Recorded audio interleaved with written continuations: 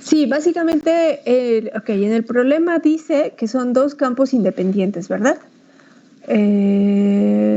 Son ondas monocromáticas de la misma frecuencia. Entonces, por lo general, cuando trabajamos con ondas monocromáticas, lo más conveniente es usar la representación polar, la representación compleja. Entonces, vas a tener un campo. ¿Sí ven mis notas? ¿El cuaderno de notas? Sí, lo vemos. Entonces, vas a tener un campo E1 que va a depender de la posición y del tiempo. Y este campo, por lo general, vamos a suponer que tiene una intensidad E que va a depender de R. Y la dependencia temporal es E a la menos I omega T. Por convención, puedes también poner E a la I omega T, pero digamos, la forma convencional de hacerlo es poner el signo menos ahí, ¿no?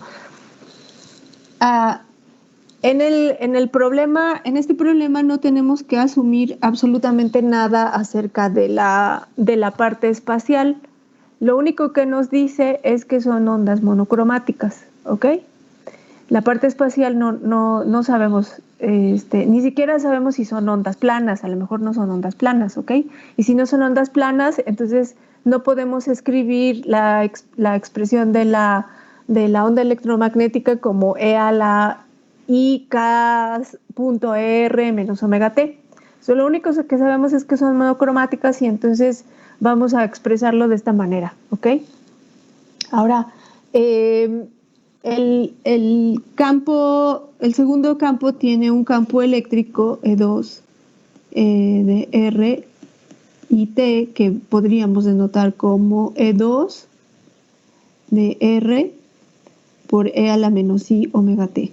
Entonces, esta fase que me representa la dependencia temporal es igualita para las dos porque en el problema se establece que las ondas son monocromáticas de la misma frecuencia, ¿ok? Entonces las dos se van a poder escribir como E a la menos I algo omega. Si fueran de diferente frecuencia, la de arriba sería omega 1, la de abajo sería omega 2. Pero como son iguales las frecuencias, pues esta parte es igualita. Pero la parte espacial no tiene por qué ser igual y tampoco tiene por qué ser la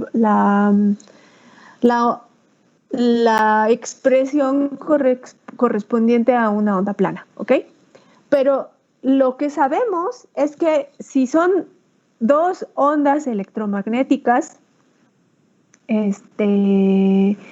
independiente significa que por un lado E1 y H1 satisfacen el conjunto de ecuaciones de Maxwell, es decir,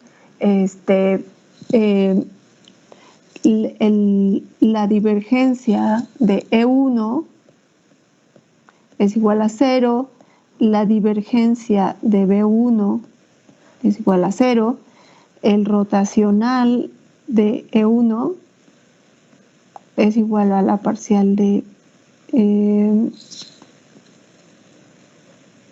es igual a la parcial, bueno, ya no me acuerdo dónde va el signo, pero aquí la tengo.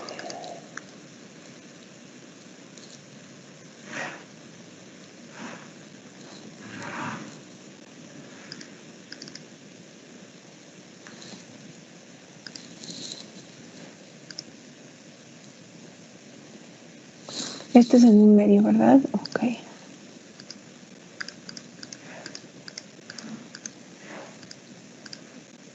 En medios. Uh-huh. Entonces es el que lleva el signo menos.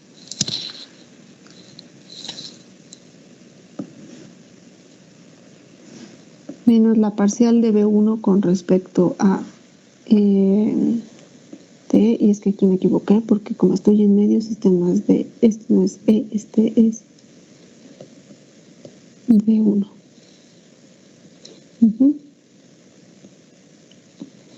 Y el rotacional de H1 es igual, según esto, a la parcial de D con respecto a T. Ok, ¿Ok? Y algo similar se satisface para el campo 2. Entonces, que sean dos ondas independientes significa que cada par de campos por su lado satisface un conjunto de ecuaciones de Maxwell. Entonces, aquí el problema nos dice que es un medio lineal, homogéneo e isótropo sin fuentes. Entonces, eso quiere decir que la D1 es igual a epsilon 1 por E1 y la B1 es igual a mu 1 por H1. ¿Ok? Y entonces, estas 4 ecuaciones de Maxwell se van a poder escribir a través de estas relaciones constitutivas, se van a poder escribir en términos de los campos E1 y H1, ¿ok? Entonces, ustedes van a tener información sobre la divergencia de E1, sobre la divergencia a través de esta ecuación, sobre la divergencia de H1 a través de esta ecuación, sobre el rotacional de E1 y sobre el rotacional de H1, ¿ok? Estas derivadas temporales ustedes ya las pueden determinar porque si ustedes expresan B1 y D1 en términos de E1 y H1, como ustedes ya saben que la dependencia temporal es esta exponencial, pues entonces las derivadas temporales se van a poder resolver de manera simple, ¿ok? Entonces estas derivadas temporales básicamente ya las tienen, ya las van a poder realizar. Entonces, con esa información, ustedes ya tienen información acerca de la divergencia de E1, E2, H1 y H2 y los rotacionales de E1, H1, E2 y H2. ¿De acuerdo? Sabemos lo que es. Ahora, el problema dice que uno tiene que demostrar esto. Tenemos que demostrar que la divergencia de esta expresión que combina campos tanto de la primera onda como de la segunda onda es igual a 0. Entonces aquí lo que tenemos que hacer es lo siguiente.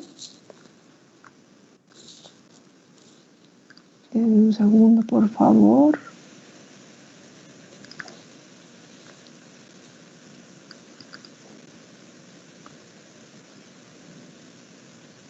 Como decíamos cuando yo estudiaba la maestría San Jackson.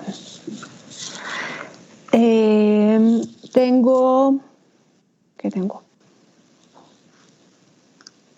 La divergencia es un operador lineal, entonces en realidad tenemos la divergencia de una diferencia, ¿verdad?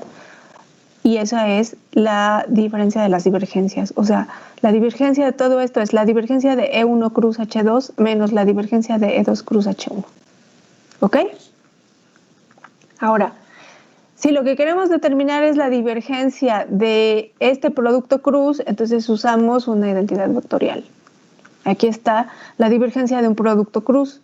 Observen ustedes que está asociado con los rotacionales de los vectores A y B. Ajá. Entonces, si yo quiero determinar la divergencia de E1 cruz H2, se van a dar cuenta que eso va a estar asociado con los rotacionales de E1 y de H2. ¿Ok? No hay problema porque ya sabemos cómo determinarlos. A través de las ecuaciones de Maxwell yo ya tengo la divergencia de H1 y tengo la divergencia de E1 y voy a tener un sistema similar para la divergencia de E2 y la divergencia de H2. Entonces, con estas expresiones, si ustedes las sustituyen en esta ecuación, en donde ya usaron esta identidad vectorial, entonces van a poder demostrar que esto es 0. Es básicamente una idea de cómo se tiene que resolver ese problema. ¿Sí quedó claro? Sí, muchas gracias. Ok. ¿Alguna otra pregunta? Juan Román. A ver, Juan Román. Sí, profesora, dos dudas. La primera, ¿por qué la representación compleja de los campos no se dentro del coeficiente, el exponente de E no se encuentra en la fase inicial? Es que perdón. En las notas se ve como que va contenida en dentro de R, pero realmente no depende de R, ¿o sí? No, es que esta E de R va a satisfacer ecuaciones de Maxwell. Y esas ecuaciones de Maxwell, por ejemplo, si vas a resolverlas en un sistema cartesiano y vas a encontrar una onda plana, te va a salir un coeficiente que puede ser real o puede ser complejo. Si es complejo, entonces, por ejemplo, esta E1 de R, puede ser, por ejemplo, de la forma E1, así lo voy a poner, no, mejor pongo otra letra para que no se confunda. E1. E1 por no, va a salir peor. A, tal cual. A. Por E a la I, digamos K punto R. Vamos a suponer que eso te salió. Esta A podría ser real. No, igual. Si la A es real, eso quiere decir que la onda E1 de RT es igual a A por E a la I, K punto R menos omega T. Y eso significa que la fase inicial es igual a 0. Porque no aparece aquí, ¿verdad?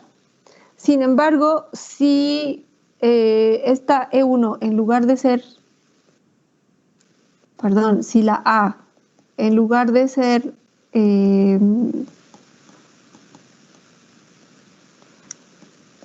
real es un número complejo, entonces a se puede poner como el módulo de A por E a la menos I delta o E a la I delta, en donde el módulo de A y la cantidad delta son números reales, porque cualquier número complejo se puede escribir así en su forma polar.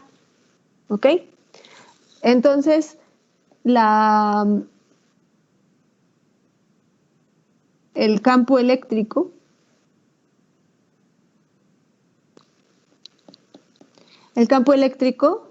E1 se va a poder escribir es de acuerdo con, ¿dónde lo puse?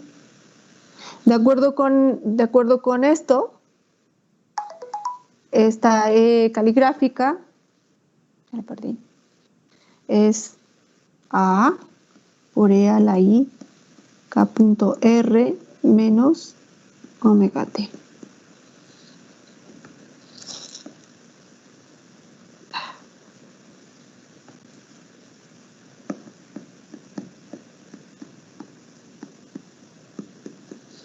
¿Sí? Y en algún lugar me falta un vector, ¿no?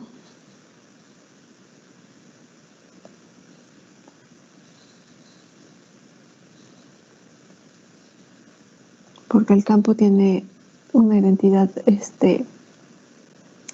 vectorial. Entonces vamos a poner aquí el vector unitario. Entonces aquí hay un vector unitario. Ahora, tú puedes decir, bueno, aquí también la delta es 0, ¿no?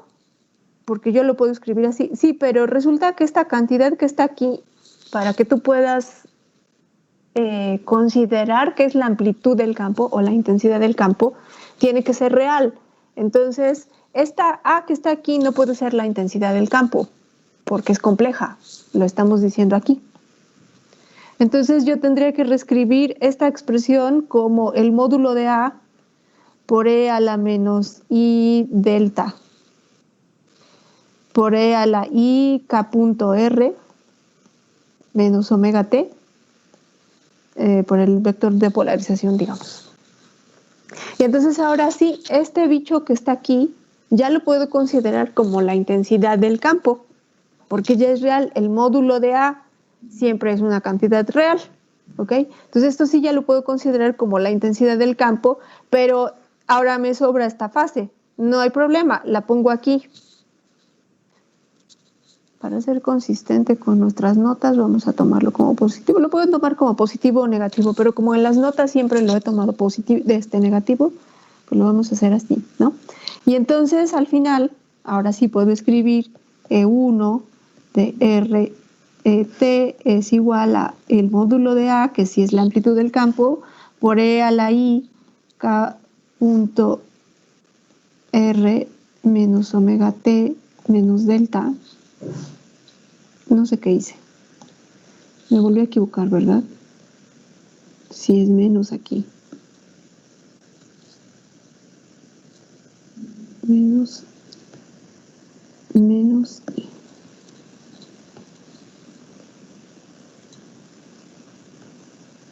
Menos. Ahora sí ya lo tengo. Entonces, esto sí ya se puede considerar como la intensidad del campo, pero ahora sí tienes una fase inicial distinta al cero. Entonces, en esta parte de acá donde definimos el campo así, simplemente este es monocromático. Acá no tengo la fase inicial, pero en caso de que la fase inicial sea distinta de cero, eso está incluida en esta función epsilon 1 de R, porque además toda esta expresión del campo la tienes que meter en las ecuaciones de Maxwell. Entonces, las ecuaciones de Maxwell se van a traducir cuando tú metas aquí el E1, se van a traducir en unas ecuaciones diferenciales para esta E1 caligráfica, ¿ok? Que puedes determinar, puedes resolver en la representación polar. Y ya depende, si la A es una cantidad real, entonces sabes que la fase inicial es cero. Si la A es una cantidad compleja, entonces sabes que la fase de A va a ser la fase inicial de la onda electromagnética. No sé si ya te quedó claro. Sí, bastante. ¿Sí? Gracias. Ok. Y también, bueno, es un poco fuera del tema, pero me surgió la duda. Cuando los campos electromagnéticos están en forma de onda, ¿también pueden sufrir efecto Doppler como las ondas mecánicas o no lo sufren? No, sí, claro que sí sufren efecto Doppler las ondas electromagnéticas también. Sí, de hecho, el efecto Doppler es algo que se usa para mediciones o para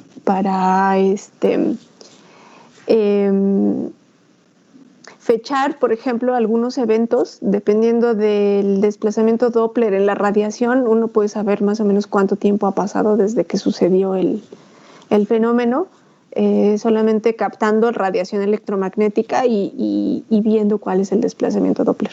Sí, también hay efecto Doppler en las ondas electromagnéticas. Okay, ¿Algo más? Ángel, Joel. Ángel. Sí, profesora, creo que la duda va igual, no sé, ahorita más o menos me quedó más claro con lo que le acaba de explicar a mi compañero, que por ejemplo en las ecuaciones 3.27 y 3.28 del capítulo 3, pues expresan los campos eléctricos y magnéticos pues en forma exponencial compleja, ¿no? Y luego más adelante simplemente tomamos la parte real. Pero mi duda es si podíamos también tomar como que la parte imaginaria de tales campos y desarrollar como hicimos con la parte real. Y pues me imagino que esa componente imaginaria sería como que con el campo, con la amplitud, y simplemente usaríamos un seno en vez de un coseno, ¿no? Solamente eso es como que mi duda. Si podemos usar también como que la componente imaginaria del campo y desarrollar de la misma forma, como hicimos con la parte real. Sí, exactamente. Mira, en la sección... ¿Cuál sección?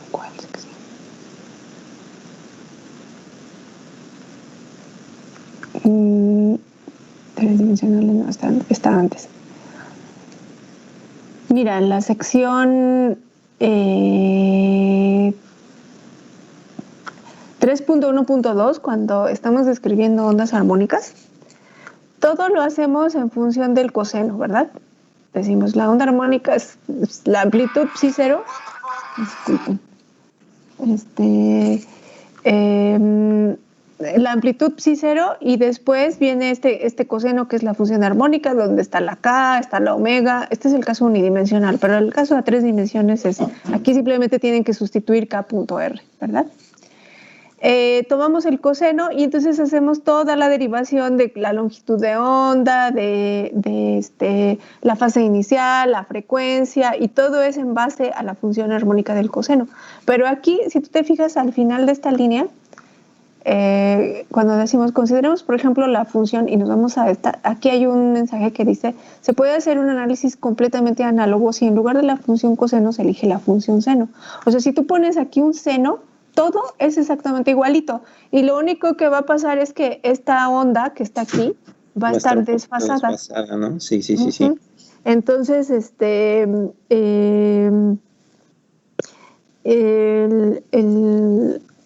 la cuestión es que se puede usar tanto el seno como el coseno para denotar ondas armónicas.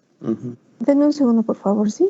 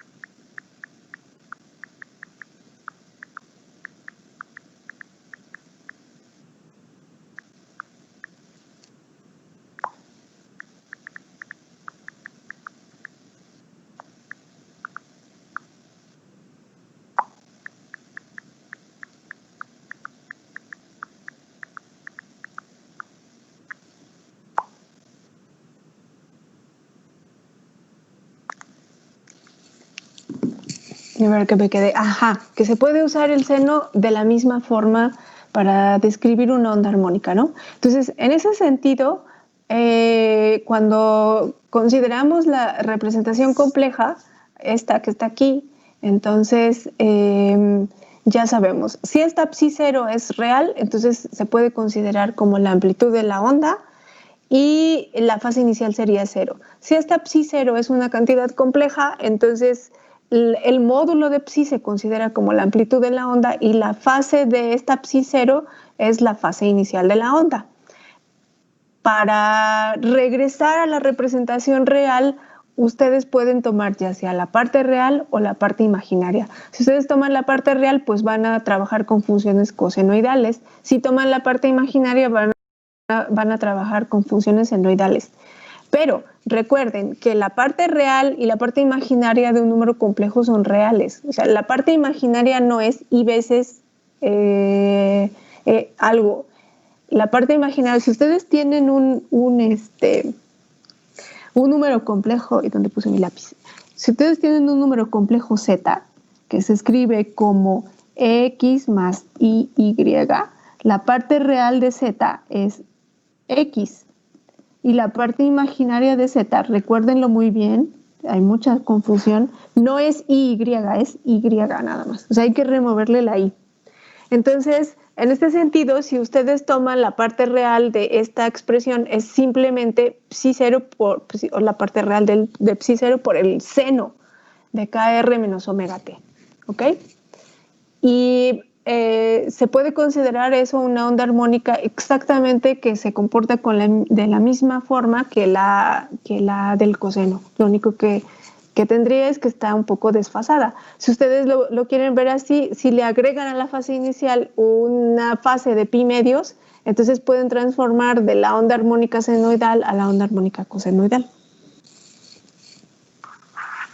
¿Ok? Sí, muchas gracias, profesora. Ok. ¿Más preguntas? Marta Hernández. La Marta. A la profesora, una pregunta respecto al problema 12. Es que no sé si es correcto deducir o concluir que el hecho de que lo de S es diferente de S1 más S2, que para que una onda tenga interferencia siempre va a ser necesario que las polarizaciones no sean ortogonales. Exactamente. Ese es el punto. Ese es el punto de la resolución de los problemas del problema 12. O sea, darse cuenta que en algún lugar de las notas, no me acuerdo en cuál capítulo,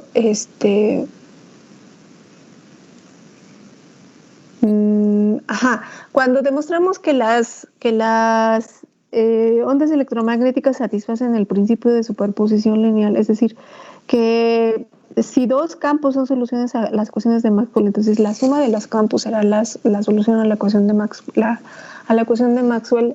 Ese es un fenómeno muy interesante porque da origen a todo la gama de propiedades de difracción y de interferencia de las ondas electromagnéticas. Y eso es porque lo que nosotros podemos ir a medir al laboratorio no son los campos en sí, sino las intensidades de la radiación, las intensidades de la luz.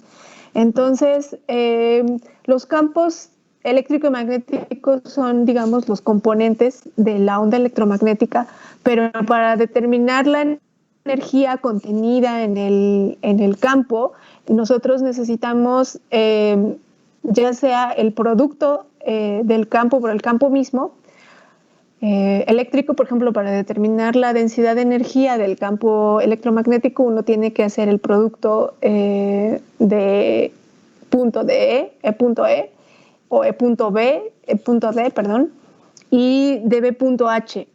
Pero si quieren determinar la energía que transporta el campo electromagnético, eso se determina a través del vector de Poynting.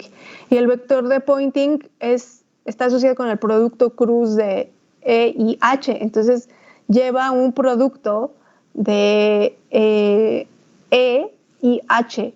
Nada más que recuerden que para las ondas planas la intensidad del vector H se puede expresar en términos de la intensidad del vector E.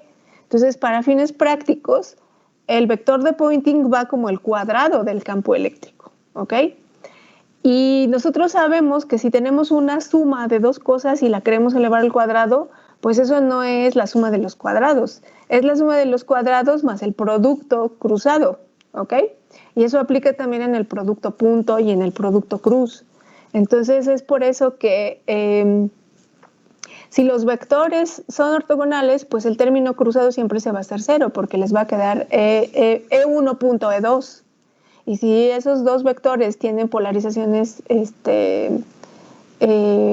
ortogonales, entonces ese producto cruzado va a ser cero y entonces la intensidad final va a ser simplemente la suma de las intensidades.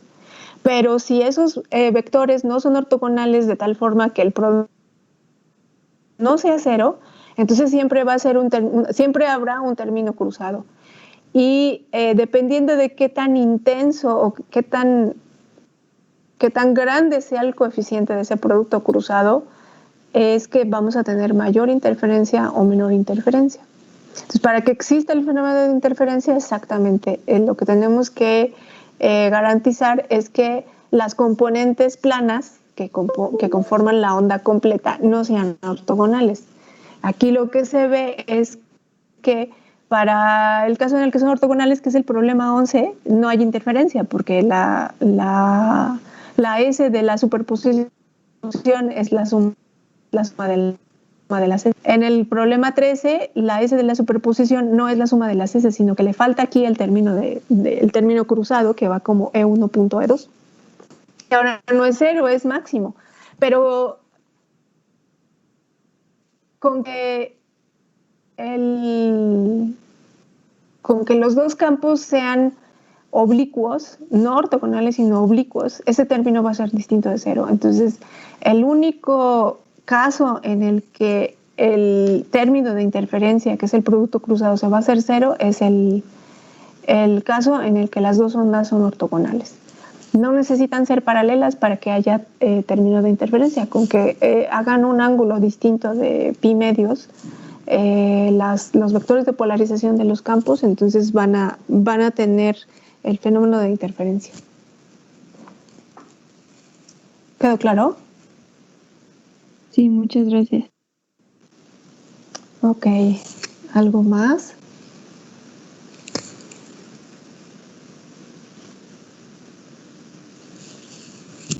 ¿Tienen más preguntas?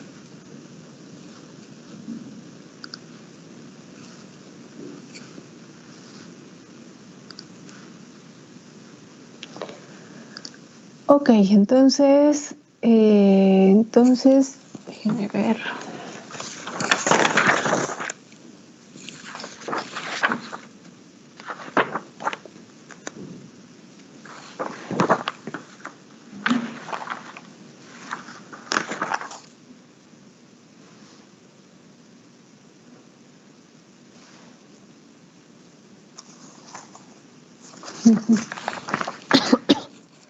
Ok, entonces vamos a, si no hay más preguntas de esto, ni de las notas, ni de los problemas, entonces voy a la parte de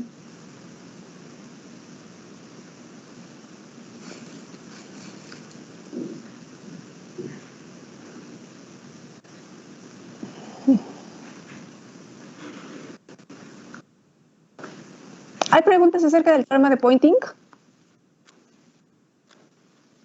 Conservación de la energía, nada.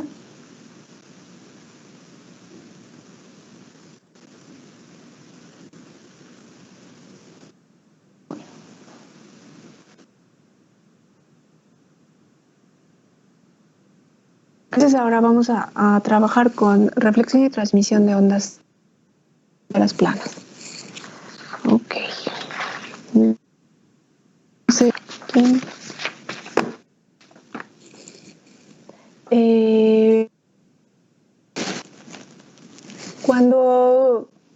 Cuando determinamos la forma en la que se establecen las leyes dinámicas de la teoría electromagnética de la Maxwell a través de las ecuaciones de Maxwell, comentamos acerca de las condiciones de frontera que debe satisfacer el campo electromagnético cuando hay una frontera muy fina entre dos medios que separados por una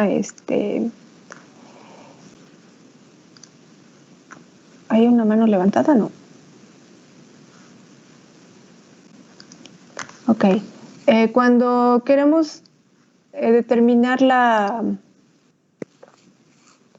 solución de las ecuaciones de Maxwell en una frontera que separa dos medios suaves, tenemos que aplicar las condiciones de frontera porque ya que las ecuaciones de Maxwell son un conjunto de ecuaciones diferenciales, sabemos que para que las derivadas existan debe haber unas ciertas condiciones de continuidad, ¿ok?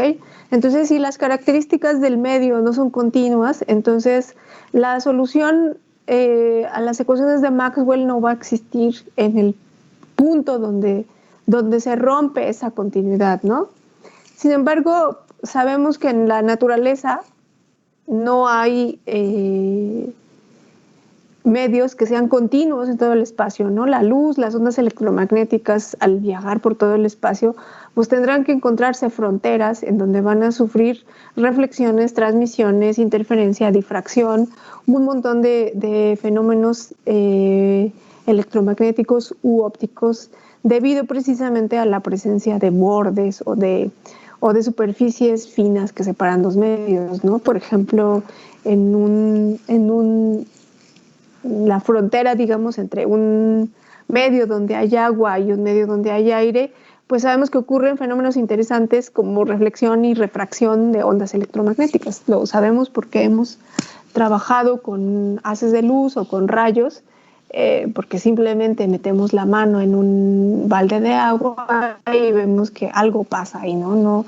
Vemos que definitivamente no hay continuidad en la imagen que estamos observando.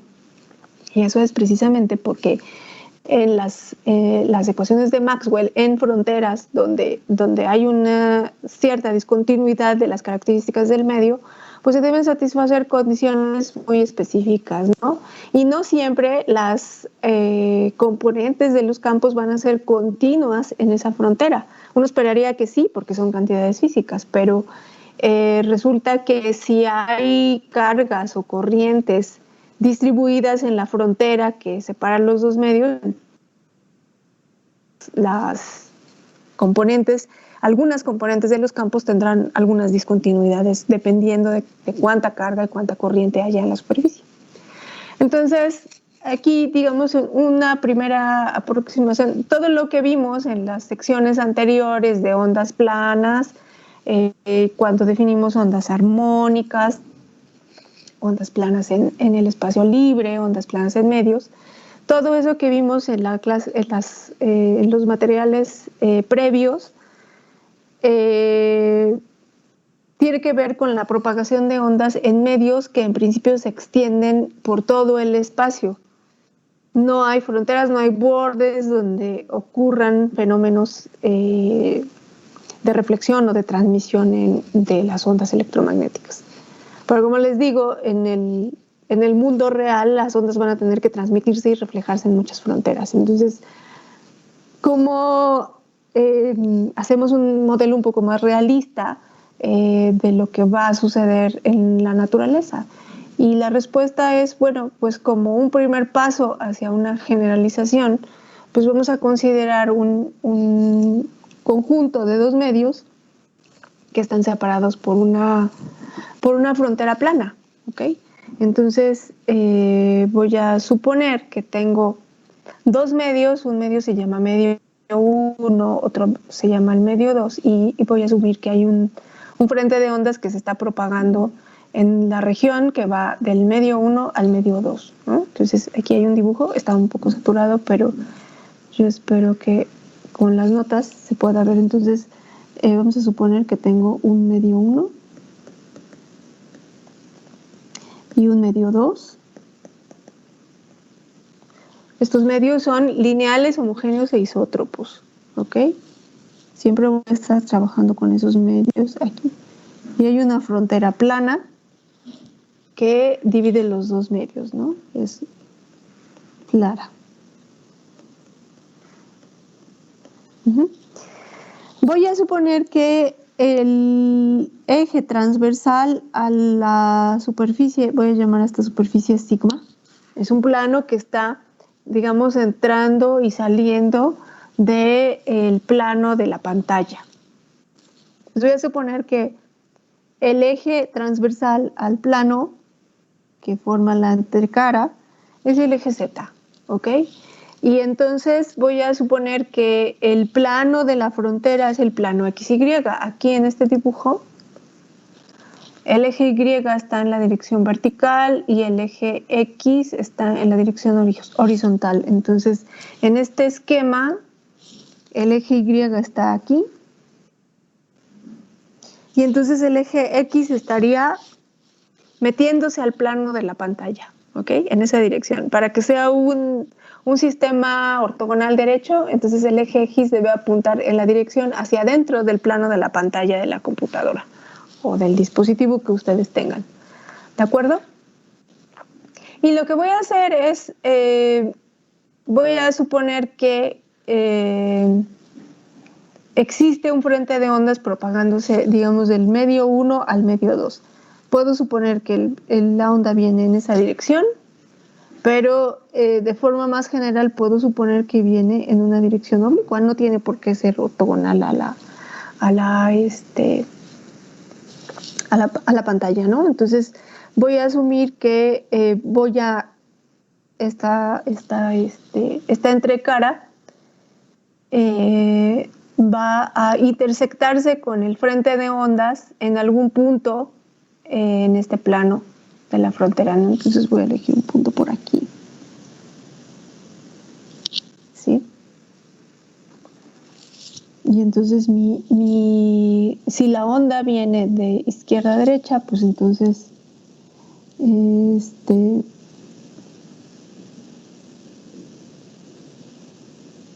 puedo poner que el vector el vector de onda de esa onda incidente, que voy a llamar KI, viene en esa dirección, ¿ok? Y significaría que si ustedes piensan en una onda plana, pues significaría que el frente de ondas viene propagándose en esa dirección, ¿ok? Ahora, sabemos muy bien que en las fronteras ocurren fenómenos de reflexión y refracción, ¿ok? ¿Qué significa esto? Pues significa que en esta frontera, si se acerca un frente de ondas a esta frontera, habrá una parte del frente de ondas que se va a reflejar y otra parte que se va a transmitir. Si esta frontera es transparente, si no es transparente, si todo se refleja, pues entonces no habrá onda transmitida, pero en principio vamos a asumir, en el caso más general, que hay una onda reflejada y una onda transmitida, ¿no? Entonces, por eso es que pongo aquí esta expresión para el campo en el medio 1, estoy etiquetando el campo como E1 y voy a suponer que ese campo es una superposición de dos campos. El campo eléctrico de la onda incidente, que es la que yo tengo aquí en rojo, ¿sí? Y voy a tener otro campo que será el campo, por ejemplo, de la onda reflejada. ¿Ok? Entonces ahí va el vector K de la onda reflejada y pues es como si el frente de ondas se propagara en esa dirección. Entonces viene un frente de ondas y se refleja en la entrecara y sigue hacia el otro lado, ¿no? Pero también voy a tener una onda, voy a poner con este color, una onda transmitida.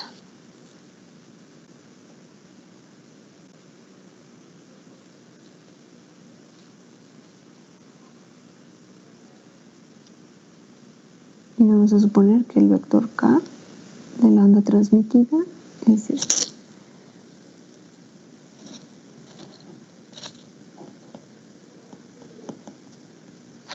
Y ese va a ser el medio 2, ¿ok? Entonces, en el medio 1 voy a tener el campo E1 y en el medio 2 voy a tener el campo E2. Aquí va a ser muy común que cuando yo esté hablando de ondas electromagnéticas considere el campo E1, el campo eléctrico, el campo E1, E2. En la mayoría de los casos, cuando se hablan de ondas electromagnéticas, simplemente decimos una onda electromagnética y ponemos el campo eléctrico. Eso no significa que el campo eléctrico sea el único constituyente de la onda electromagnética. Recuerden que la onda electromagnética está conformada de dos campos ortogonales acoplados, el campo eléctrico y el campo magnético. Casi siempre se elige trabajar con el campo eléctrico porque, como ya mencionamos en algunos puntos de las notas, el campo eléctrico ejerce una influencia sobre las partículas cargadas que es mucho más intensa de la influencia que ejerce el campo magnético correspondiente, porque recuerden que el campo magnético siempre está escalado por la velocidad de propagación de la onda, y estas velocidades de propagación o rapideces de propagación, por ejemplo, para las ondas electromagnéticas en el espacio libre, pues es básicamente la velocidad de la luz, ¿no? Entonces es una cantidad tremenda, y eso significa que la influencia, la fuerza que puede ejercer un campo magnético sobre una carga es muy pequeña comparada con la fuerza que ejerce el correspondiente campo eléctrico. Entonces, por eso es más común usar el campo eléctrico que el campo magnético, pero además es que el campo magnético siempre se puede determinar a partir del campo eléctrico. Es decir, si nosotros resolvemos la ecuación de onda para el campo eléctrico, sabemos que ya no tenemos que resolver otra vez la ecuación de onda para el campo magnético. De hecho, no nos conviene resolverlo así porque podríamos encontrar un campo magnético, que no estuviera acoplado con el campo eléctrico. Entonces, lo que hacemos es tomar una de las ecuaciones de Maxwell para determinar el campo magnético a partir del campo eléctrico. Entonces, aquí, en todo esto que vamos a desarrollar, voy a poner el campo eléctrico, voy a estar trabajando con el campo eléctrico, pero recuerden siempre que la onda electromagnética consiste de dos campos. Una vez que yo ya determine el campo eléctrico, tengo que determinar el campo magnético. Pero no hay problema, porque una vez que ya determine el campo eléctrico, puedo usar una de las ecuaciones de Maxwell para determinar el campo magnético y ya está. ¿Ok? Entonces, trabajo con campo eléctrico, pero por favor sí quiero que tengan muy en cuenta que una onda electromagnética son dos campos, un eléctrico y un magnético, y eso lo pongo aquí. E1H1, E2H2. ¿Ok? Bueno, entonces voy a tener dos campos. El campo EI es el campo incidente, lo estoy denotando con una I por incidente, y voy a tener un campo reflejado que estoy denotando como ER. Esos dos campos que evolucionan en el medio 1 conforman el campo E1. Por el contrario, el campo E2 solo tiene es un solo campo, es el campo transmitido. Aquí no hay ni el campo incidente ni el campo reflejado, están en la región 2, solamente el campo transmitido. Por supuesto que si nosotros incluimos una onda electromagnética que viaje ahora de derecha a izquierda, pues también vamos a tener en el medio 2, vamos a tener tanto campo incidente como campo reflejado, pero serán otros campos. ¿Ok? En este caso simplemente me voy a quedar con una onda electromagnética que incide desde la izquierda y que va del medio 1 al medio 2. ¿Por qué? Pues porque lo único que me interesa es establecer qué va a pasar en la frontera, qué va a pasar aquí. ¿Ok? Eso es lo que me importa. ¿De acuerdo? Entonces, otra vez, el campo en la región 1 es la superposición de EI y ER, y el campo en la región 2 es ET simplemente. Ahora, si considero que en estos campos se propagan ondas planas, entonces estas son las expresiones. Cada uno de los campos tiene su propia amplitud, es decir, no tienen por qué ser de la misma amplitud todos los campos, de hecho no son de la misma amplitud, porque el campo EI lleva la amplitud completa, pero después esa amplitud se divide en la amplitud reflejada y la amplitud transmitida, ¿no? Entonces cada campo debe llevar su propia amplitud. Cada campo tiene su vector de onda, y de aquí es perfectamente claro que los vectores de onda son distintos, ¿verdad? Uno va en una dirección, otro va en otra, y ni siquiera sabemos todavía, al menos a este punto, en qué dirección va a apuntar, ¿no? Entonces, por eso cada vector de onda tiene su propia etiqueta, porque son diferentes. Y en principio tendríamos que suponer que las frecuencias también son diferentes. ¿Ok? Ahora, tenemos dos campos y tenemos una frontera. Entonces tenemos que aplicar las condiciones de frontera. ¿Qué nos dicen las condiciones de frontera? Aquí vamos a suponer que no tenemos ni cargas ni corrientes en la frontera que separa dos medios. Imagínense ustedes que esta es la entrecara que divide agua de aire, o la superficie que divide el aire del vidrio de una ventana, o cosas por el estilo, ¿no? Entonces vamos a suponer que son materiales eléctricos, no hay carga ni corriente fluyendo por esta frontera, y entonces si no hay cargas ni corrientes en la frontera, concluimos que las componentes tangenciales del campo eléctrico y del campo magnético son continuas, y las componentes ortogonales del vector de desplazamiento eléctrico y del campo magnético son continuas. Pero ojo, que eso no significa que todas las componentes de todos los campos sean continuas, ¿ok?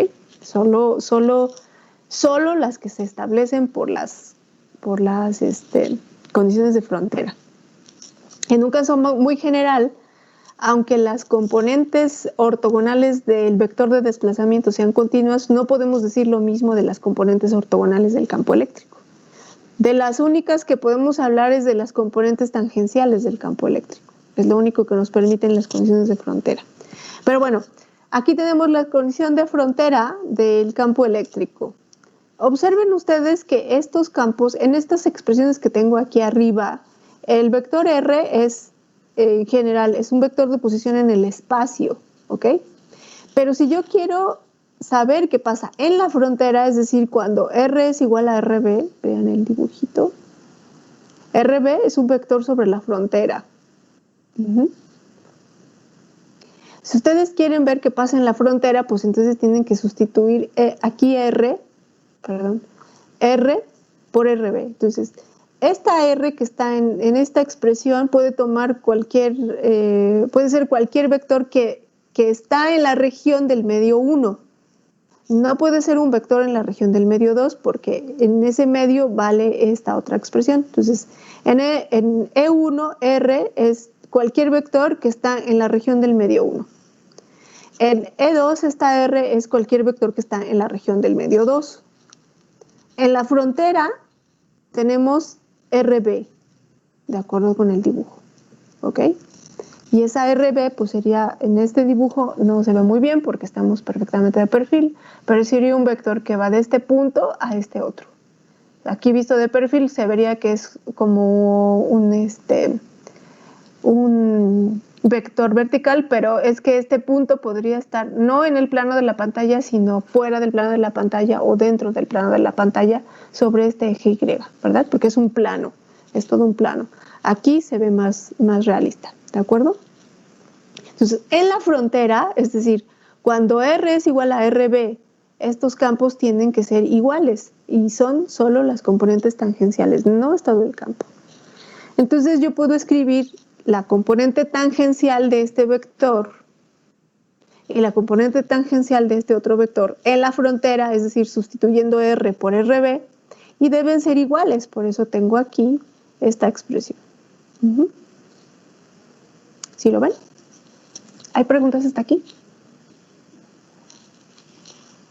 ¿No? Erandi. Una pregunta. ¿En los espejos esas ondas son capaces de reflejarse totalmente? Es decir, que alguna de sus componentes se vuelva cero. Sí. Si consideras que el medio no es transparente, sí puedes concluir que las amplitudes reflejadas y transmitidas son iguales. Y por el caso... Si tienes un medio sin pérdidas, o sea, si no hay disipación por la superficie, sí puedes considerar que las amplitudes de reflexión, las amplitudes incidente y reflejada son iguales. Y por el caso contrario también se puede encontrar casos en los que esa onda sea absorbida totalmente.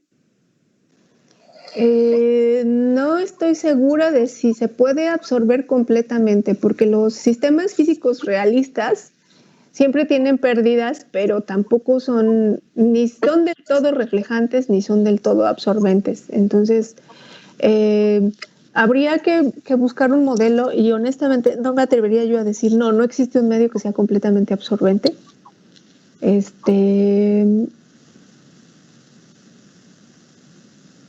Pero sí que hay medios absorbentes y que en realidad, aunque la absorción de las ondas electromagnéticas sea despreciable, siempre hay una especie de absorción. Pero no estoy segura de poder decir que hay medios en los que no habrá amplitud reflejada o transmitida. Ok, gracias. De nada. ¿Alguien más? ¿No? Ok, continúo.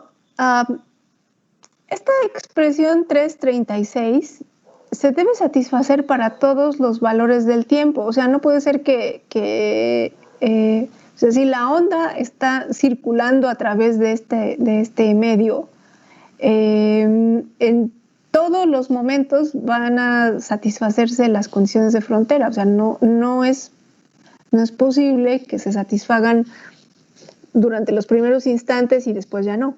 Entonces, la expresión 336 se debe cumplir para cualquier t. O sea, no importa el t que yo ponga aquí, esta expresión siempre debe ser válida. ¿Ok? Y eso nos lleva a concluir que todas las frecuencias tienen que ser iguales, porque no hay otra forma en la que se puedan compensar estas variaciones exponenciales de estos términos de un lado y del otro de la igualdad para diferentes t's si las omegas no son iguales. Entonces, como debe ser cierta la igualdad para todo t, pues entonces concluimos que las frecuencias tienen que ser iguales y entonces les quitamos el índice y le ponemos simplemente omega. Ahora, también se deben satisfacer para todo RB. Si bien RB no es un vector arbitrario en el espacio, sí es un vector arbitrario en la pantalla, en la frontera, perdón. Entonces, si ustedes ven, hay una infinidad de vectores RB. Cualquier punto sobre la superficie de sigma representa un vector RB, ¿ok? Y eso significa que esta exponencial e a la i ki punto RB es igual a e a la i ki punto RB y es igual a e a la i kt punto RB. No significa que todas las k's deban ser iguales, significa que, que los productos puntos en RB tienen que ser iguales, ¿ok? Entonces ahora si ustedes consideran esta igualdad, puede pasar toda de un lado y concluir que KI menos KR punto RB es igual a 0. Pero también pueden considerar estas otras dos. Y entonces tienen esta, concluyen que es igual a 0. Y también tienen esta con esta. Hacen la diferencia y concluyen que el producto punto es 0. Entonces, aquí no tenemos que concluir que KI y KR sean iguales. De hecho, no lo son. De este dibujo se ve perfectamente que no son iguales. ¿Ok? No hay problema. Lo que tiene que suceder es que esta diferencia sea ortogonal a cualquier vector en RB. ¿De acuerdo? Y así, de esa forma, podemos satisfacer estas tres condiciones. Entonces, aquí tenemos de esta expresión o de aplicar las condiciones de frontera, podemos concluir dos cosas. Una,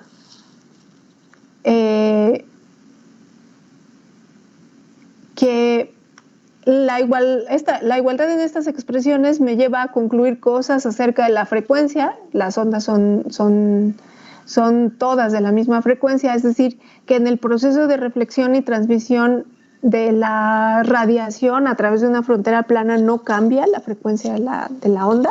La onda reflejada y la onda transmitida tienen la misma frecuencia que la onda incidente.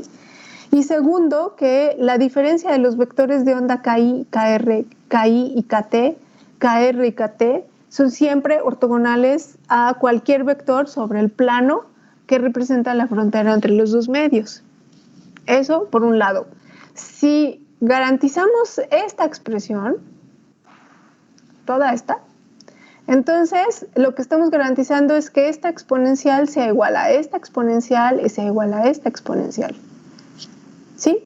Y como las exponenciales no son 0, entonces básicamente si todas las exponenciales son iguales, eso quiere decir que estas componentes tangenciales de las amplitudes del campo también son iguales. También se cumplen una cierta ley de conservación. Entonces, de todas estas expresiones podemos sacar varias conclusiones. Ya concluimos, de momento, que las frecuencias deben ser iguales, es decir, que el color de la luz no cambia porque la luz se reflejó en una ventana o se transmitió a través de la superficie que separa dos medios, ¿ok? Segundo,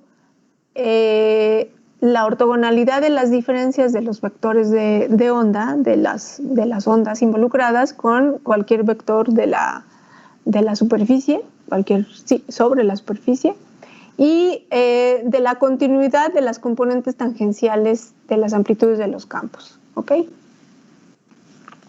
Ahora vamos a ver qué consecuencias tiene. La de la frecuencia ya la vimos, pero ¿qué consecuencia tiene tiene que estas diferencias sean ortogonales a RB? Para intuir un poco de qué va, pues hago una descomposición de las K's en sus componentes. Vamos a suponer, por ejemplo, que estas KI's están incidiendo sobre el plano X igual a 0, o sea, como aquí, tal y como está en este dibujo. Y entonces este vector K, si ven, va a tener componente Z y componente Y. O sea, aquí tengo KI, Y, KI, Z. sobre este plano, hagan de cuenta que es un plano que cruza la frontera y que contiene a estos dos vectores. Muy bien, pero como estamos trabajando con ondas planas y con medios lineales homogéneos e isótropos, sabemos que la norma del vector de onda, que es el número de onda, no es otra cosa más que el índice de refracción del medio 1 por la frecuencia dividido por la rapidez de la luz. Entonces, sabemos cuánto vale la norma del vector de onda incidente. Y hacemos lo mismo para los vectores KR y KT. Nada más que podemos asumir lo que queramos de este vector KI, porque hasta al final la onda que yo estoy mandando a el proceso de reflexión, pero como no sé qué es lo que le va a pasar a la onda, yo tengo que escribir este vector de forma general con sus tres componentes, ¿ok? Y el vector RB, pues ese nada más va a tener componentes X y Y, porque el vector RB está en el plano XY. ¿Ok? Que es la superficie que separa los dos medios. Entonces, de aquí, haciendo el producto punto de estos vectores e igualando a 0, pues obtenemos estas dos ecuaciones que me relacionan tanto las componentes de K como las componentes de RB. ¿Ok? Pero este vector RB, la única condición que yo le impongo es que viva en el plano. Por de ahí en fuera puede ser lo que sea, ¿ok? Entonces puede ser un vector que esté sobre el eje X, o puede ser un vector que esté sobre el eje Y, o puede ser cualquier vector. Entonces, si consideramos un vector que está sobre el eje X, por ejemplo, pues RBX va a ser distinta de 0, pero RB va a ser igual a 0, y concluimos esto. Y claro, como RB no es 0, pues entonces lo que tiene que ser es el KRX y el KTX. Significa que si el vector KI no tiene componente X, tampoco van a tener componente X los vectores ni KR ni KT. Entonces, lo que concluimos aquí es que los vectores KI, KR y KT van a vivir todos en el mismo plano, y en este caso es este plano que está aquí. Entonces, tal como lo dibujé aquí, es correcto. Estos vectores viven sobre el plano, todos. El vector de onda de la onda incidente va a definir ese plano, y entonces los vectores de onda KR y KI están condenados a vivir en ese plano. No les queda de otra. ¿Ok? Eso es lo que concluimos de esta condición que tenemos aquí, justo arriba de la figura. Entonces, primero van a vivir en el mismo plano. Y segundo,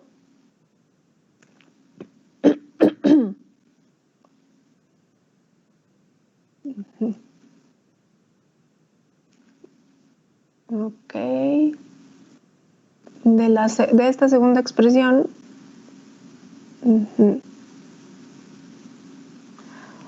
vale, la componente X, tanto de KR como de KT, va a ser 0, pero las componentes KR y KZ, KRY y KRZ, KTY y KTZ, no son cualesquiera componentes, tienen que satisfacer estas condiciones que están aquí. ¿Ok?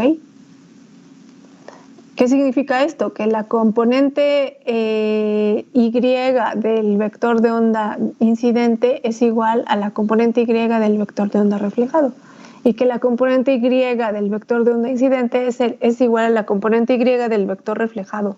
Entonces, lo que decimos aquí es que las componentes tangenciales del vector de una onda plana se conservan. Pero observen que no es el vector KI y el KR los que son iguales, son nada más las componentes en la dirección Y. ¿Ok? Entonces, esta componente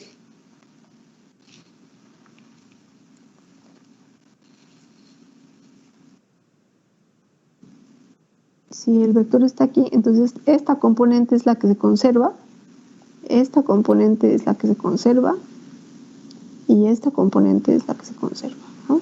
La componente en la dirección Y. Todas deben ser del mismo tamaño. Esa es otra consecuencia de esta expresión. Bueno, Y ahora si vemos la geometría y comparamos los ángulos, ya sabemos cuánto valen las magnitudes porque las podemos expresar en términos de los índices de refracción.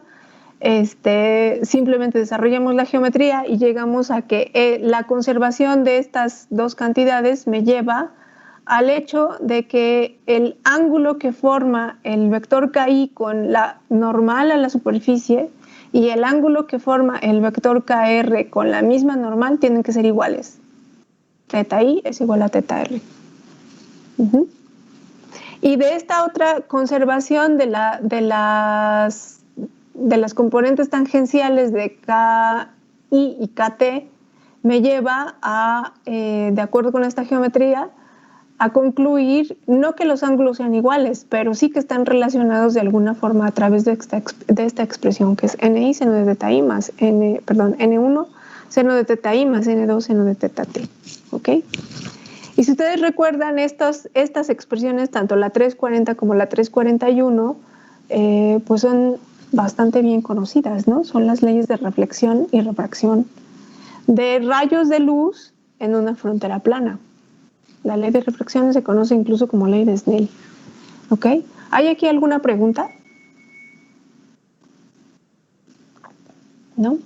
Entonces, esto es bien importante porque ustedes recuerden que nosotros estamos trabajando con ondas electromagnéticas. Ahora, como ya habíamos discutido, en estos días, pues no nos extraña porque sabemos que las ondas electromagnéticas son luz, básicamente, o más bien la luz es una manifestación electromagnética. Entonces no nos extraña que las expresiones que estamos encontrando aquí coincidan con algunas otras expresiones o algunas otras leyes dinámicas que sabemos que se cumplen para el caso de la óptica, ¿ok? Pero en la época de Maxwell esto fue un hecho más que ratificó que efectivamente se podía hacer una teoría de la luz desde el punto de vista electromagnético, tal y como lo planteó Maxwell, ¿no? O sea, si ya con el hecho de que la rapidez de las ondas electromagnéticas en el vacío coincidiera con la rapidez de la luz, todavía hay otros indicios de que efectivamente la luz es una manifestación electromagnética, a la Maxwell, ¿ok? ¿Hay preguntas hasta aquí? Doctora Juan Román. A ver, Juan Román. Profesora, y por ejemplo, si la luz es una manifestación de los campos electromagnéticos, ¿por qué la luz está formada por partículas, siendo que los campos electromagnéticos no son un ente formado de partículas? Es que, bueno, mira, no sabemos, aquí lo que, todas estas imágenes que tengo acá de las ondas, digamos, es el comportamiento de la expresión matemática que representa el campo electromagnético, ¿no? Pero una onda electromagnética sabemos que es una entidad que está distribuida por todo el espacio. Pero, ¿cómo decirlo? Cuando tú quisieras describir la interacción, por ejemplo, de la luz con la materia, perdón, de la luz con la materia, puedes hacerlo a través de las ecuaciones de Maxwell. Y si tú puedes hacer una descripción apegada con esta teoría de los fenómenos que están ocurriendo en la interacción de la radiación con la materia, solamente usando ecuaciones de Maxwell, entonces puedes considerar que, o puedes adjudicarle a los campos electromagnéticos características de naturaleza ondulatoria, ¿sí? Porque las ecuaciones de Maxwell te llevan a una ecuación de onda y sabes que las variables dinámicas se van a escribir en términos de perturbaciones ondulatorias matemáticas. Pero hay algunos fenómenos de la radiación electromagnética que no se pueden explicar utilizando la teoría de Maxwell de la radiación. Por ejemplo, el efecto fotoeléctrico o el efecto Compton. Ahí necesitas considerar que la luz tiene propiedades corpusculares como energía y momento lineal, ¿ok? Y entonces, si tú consideras a la radiación como compuesta de corpúsculos que a los que les puedes adjudicar una energía y un momento lineal y momento angular también les puedes adjudicar. Si tú consideras a la luz formada como corpúsculos de esta naturaleza, entonces puedes explicar estos fenómenos que ocurren, como el efecto fotoeléctrico o el efecto Compton, ¿no? Cuando puedes explicar los fenómenos de interacción de la radiación con la materia solamente con la teoría de Maxwell, se dice que estamos en el régimen clásico de la radiación electromagnética, ¿ok? Cuando ya no puedes usar la teoría de Maxwell y necesitas la teoría corpuscular, entonces se habla de que estamos en el régimen de la mecánica cuántica. Y en ese sentido, se habla a veces de dualidad onda-partícula porque a veces consideramos a los sistemas como ondas y a veces como partículas, pero en realidad es que nosotros debemos renunciar a la idea de que sabemos cómo están hechos o que tenemos una imagen de cuál es la forma de la luz o cuál es la forma de la radiación, porque esta naturaleza ondulatoria es adjudicable a la radiación de Maxwell, porque las leyes dinámicas obedecen una ecuación ondulatoria, ¿ok? Pero nadie ha visto, por ejemplo, un campo electromagnético. O sea, logras percibir la luz, pero que tú hayas visto la estructura tangible del ente electromagnético, pues no. Lo que graficamos aquí es el comportamiento de las variables dinámicas con respecto al tiempo, por ejemplo. Sabes que oscila con respecto al tiempo y eso significa nada más que la intensidad se hace mayor o se hace menor, o sea, se hace muy intenso el campo, menos intenso el campo conforme transcurre el tiempo, oscila la intensidad, ¿ok? Y por eso le adjudicamos características ondulatorias. En el caso de considerar la descripción corpuscular de la luz, lo que estamos asumiendo es que la luz está compuesta de unidades energéticas. No podemos pensar a la luz como compuesta de pequeñas pelotitas o partículas como guijarros o como piedritas o como canicas que tienen una energía bien definida. No es así. No es que sea un aglomerado de partículas. Es simplemente que la luz está compuesta de unidades energéticas. Y cuando tú interactúas con la radiación, cuando la materia interactúa con la radiación, en esa descripción hay intercambio energético entre la radiación y la materia y el intercambio es a unidades enteras de esa energía de la que está compuesta la radiación. Pero no podemos pensar, o sea, esta imagen que tenemos de la luz como compuesta de un aglomerado de partículas es imprecisa en el sentido de que no son piedritas, no son bolitas de las que está hecha la radiación. Entonces, cuando hablamos de dualidad onda-partícula, de que la luz a veces es una onda y la luz a veces es una partícula, lo debemos tomar en un sentido de la naturaleza de las propiedades que son adjudicables al sistema. Si al sistema se le adjudica una amplitud, una longitud de onda, una frecuencia, entonces decimos que su naturaleza es ondulatoria. Si al sistema se le adjudica la energía, el momento lineal, el momento angular, entonces decimos que al sistema se le adjudican propiedades corpusculares. A ese nivel nada más, ¿no? ¿De acuerdo? ¿Sí quedó claro?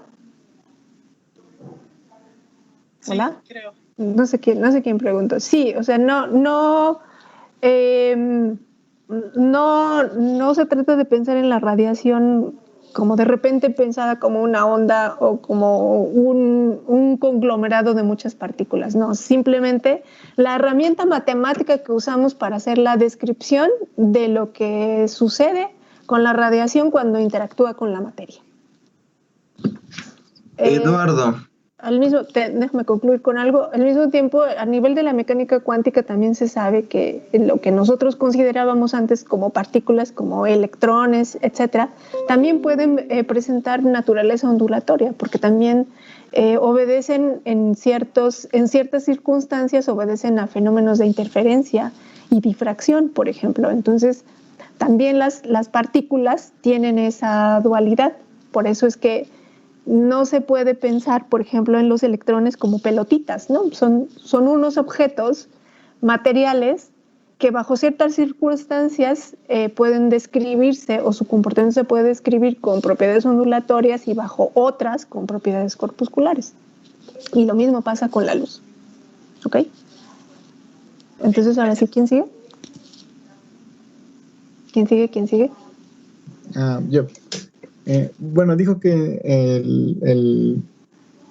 la descripción como partícula de la luz había pues surgido porque había ciertos fenómenos que no se pueden explicar como desde el punto de vista de una onda. Así es. Pero entonces sucede lo mismo, es decir, hay fenómenos que no puedes explicar de la luz desde el punto de vista de una partícula. Sí. La interferencia, por ejemplo, es un fenómeno completamente ondulatorio. O sea, no puedes describir la interferencia sin asumir que el sistema presenta propiedades ondulatorias, porque necesitas un vector de onda, necesitas una longitud de onda y necesitas una frecuencia. Entonces, como comentaba hace un momento, los electrones, bajo ciertas circunstancias, obedecen al fenómeno de interferencia. Y sabemos que el fenómeno de interferencia no se puede explicar si no se le adjudica al sistema una propiedad ondulatoria. Entonces, los electrones, bajo ciertas circunstancias, también se comportan como ondas. No precisamente la partícula en sí, pero el comportamiento del sistema obedece a una naturaleza ondulatoria. Entonces sí, hay fenómenos de la luz que no se pueden explicar con propiedades, solamente con propiedades ondulatorias, pero tienes que incluir propiedades corpusculares, como el efecto fotoeléctrico. Pero hay otros fenómenos, como por ejemplo la interferencia, que necesita que el sistema tenga propiedades ondulatorias. Si no tiene propiedades ondulatorias, el sistema no puede obedecer a fenómenos de interferencia. Así es. Gracias, profesor. ¿Algo más?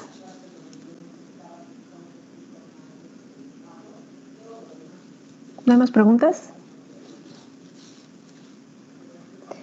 Ok, bueno, entonces concluimos aquí que por un lado las condiciones de frontera del campo electromagnético me llevan a concluir la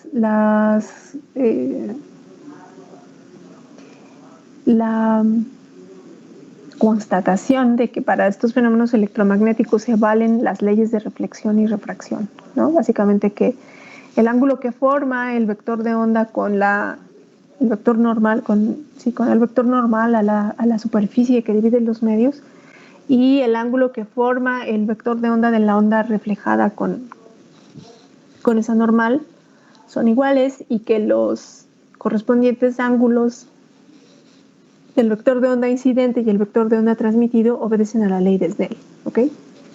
Esa es por un lado una consecuencia de las condiciones de frontera, pero sigue habiendo más consecuencias, porque hasta aquí solo hemos explorado cuál es la consecuencia de que el producto punto de la diferencia de las K con la R sea 0, pero todavía falta explorar cuál es la consecuencia de que las componentes tangenciales sean iguales, ¿ok? De la parte vectorial, de las amplitudes de los campos. Y eso más adelante se demuestra que nos lleva, es que aquí hay muchas cuentitas, pero nos lleva a definir unos ciertos coeficientes aquí, que este sería, digamos que la intensidad de la onda reflejada ante la intensidad de la onda transmitida cuando la luz incide o cuando la onda electromagnética incide con una polarización ortogonal al plano de incidencia, se puede escribir en términos de los ángulos de incidencia y de transmisión y de los índices de refracción o de las características materiales del medio. ¿Okay? Y expresiones similares para la reflexión y para la transmisión. Y expresiones similares se pueden obtener también para la incidencia paralela, ¿no? Ustedes están trabajando ahora en esto porque es básicamente lo que ustedes están investigando sobre los coeficientes de Fresnel, ¿verdad? Entonces ustedes ya más o menos trabajaron un poco con estos coeficientes. Pero el hecho de que estos coeficientes tengan esta forma, pues tiene sus consecuencias porque definimos aquí estas cantidades que son las amplitudes de transmisión y reflexión o los coeficientes de transmisión y de transmisión, que está aquí el 553, y de reflexión que está aquí en la dirección de Z, es decir, lo único que me interesa es lo que está atravesando la frontera de un medio hacia el otro y eso me lo da la dirección Z. Entonces, la energía transmitida del medio 1 al medio 2 pues está dado por el valor promedio de la componente Z del vector de Poynting transmitido. Y la reflexión, la energía reflejada por la frontera pues está dada por la componente Z del vector de Poynting de la onda reflejada. Y en ambos casos tengo que dividir por la onda incidente para fijarme no en la amplitud como tal, sino en el porcentaje de la amplitud de la onda incidente que se refleja y se transmite. Y entonces, si nosotros sustituimos los campos que ya encontramos anteriormente, tanto para incidencia normal como para incidencia paralela, vemos que los vectores de Poynting son los mismos, están dados aquí. Y una vez que yo ya tengo los vectores de Poynting, la componente Z, o el valor promedio de la componente Z, me da el coeficiente de reflexión y el coeficiente de transmisión. Y vemos que están efectivamente dados en términos de las intensidades de los campos reflejado y transmitido. ¿Ok? Ahora, si sustituimos aquí las expresiones que hemos obtenido tanto para incidencia normal como paralela, pues obtenemos estos 4 coeficientes. ¿Ok? Y en cualquiera de los dos casos se satisface esta igualdad, que R más T es igual a 1. Y esto significa simplemente que el material no es absorbente, que la frontera no es absorbente, ¿sí? Que si yo hago incidir una onda en una frontera plana, habrá un porcentaje de la radiación que se transmite y otro porcentaje que se refleja. Pero la energía total, tanto reflejada como transmitida, siempre va a ser igual a la energía que porta la onda incidente. ¿Okay? Entonces, esta ecuación 356, que es digamos el establecimiento de la conservación de la energía que transporta la onda electromagnética. Recuerden ustedes que el vector de Poynting nos establece la energía transmitida. En este caso es la energía transmitida en la dirección de Z, es decir, la que atraviesa de un lado al otro de la frontera. ¿Ok? ¿Hay preguntas? ¿No? Ok, si no hay más preguntas, entonces yo creo que ya... Eduardo tiene una pregunta. Eduardo, a ver, Eduardo. Esto es, lo de R más T igual a 1 es cierto mientras no se esté quedando energía en la frontera, ¿no? Exactamente, sí. Tenemos una frontera libre de pérdidas. O amplificación, porque también se puede amplificar. O sea, hay materiales, por ejemplo, creo que se llaman fotorrefractivos, que si tú los bombeas, entonces amplifican la señal. Entonces si la frontera tiene pérdidas o tiene algunas propiedades amplificantes, pues no, esta ecuación 356 no se va a cumplir. Esta se cumple sí siempre y cuando la frontera sea libre de pérdidas o sea libre de alguna naturaleza amplificante. ¿A eso te referías? Sí, era eso. Muchas gracias. Sí. exactamente. Es una ley de conservación que te indica que esa frontera es libre de pérdidas.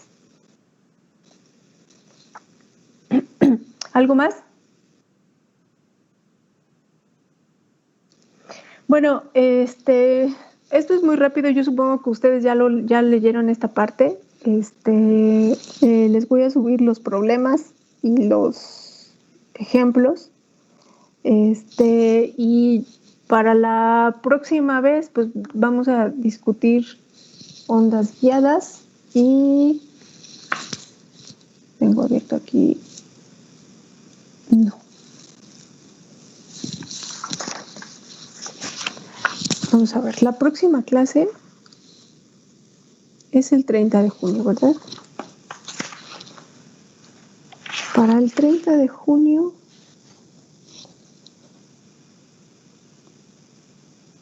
Ok, en principio nos quedan 2 clases todavía, ¿no? La del 30 de junio y la del 7 de julio, ¿de acuerdo? Entonces, por favor revisen bien esta parte y si hay preguntas, las discutimos la próxima vez, porque ahorita esta parte de los coeficientes de reflexión fue muy rápido. Yo creo que lo retomaré en la próxima clase, los coeficientes de reflexión. Y quizás vea un poco de ondas guiadas, a lo mejor lo de ondas entre 2 planos, y dejamos para la clase del 7 las ondas transversales. ¿Ok? Entonces, por favor, si no han leído esta parte del material, preparen sus preguntas, ¿ok? Porque esto sí se va a evaluar en el examen, ¿de acuerdo? ¿Comentarios? ¿No? Bueno, si no tienen comentarios, muchas gracias por asistir. Déjenme bajar la lista. Y ya está. Nos vemos el próximo martes, ¿vale?